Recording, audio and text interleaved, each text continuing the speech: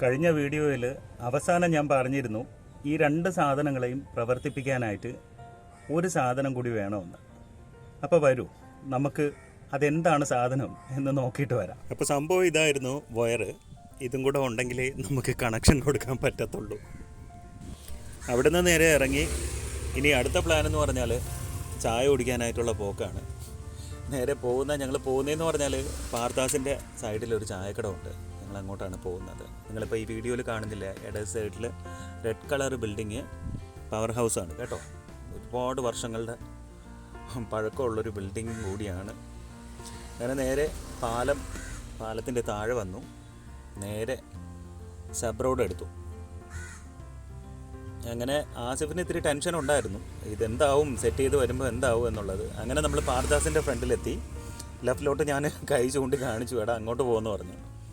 അപ്പോൾ ആശാൻ അങ്ങനെ ഓടിച്ച് നേരെ ചായക്കടയുടെ സൈഡിലെത്തിയിട്ടുണ്ട് ഗൈസ്.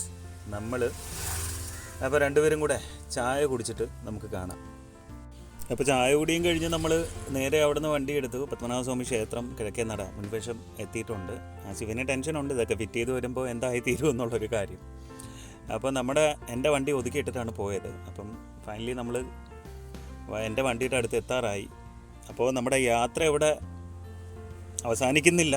ഇനിയും പുതിയ യാത്രകളുമായിട്ട് ഞാൻ നിങ്ങളുടെ മുന്നിലേക്ക് വരുന്നതായിരിക്കും. അപ്പോൾ അടുത്ത യാത്രയിൽ ഒരുമിച്ച് കൂടുന്നത് വരെ വരൂ, നമുക്ക് ഒരുമിച്ച് നടക്കാം.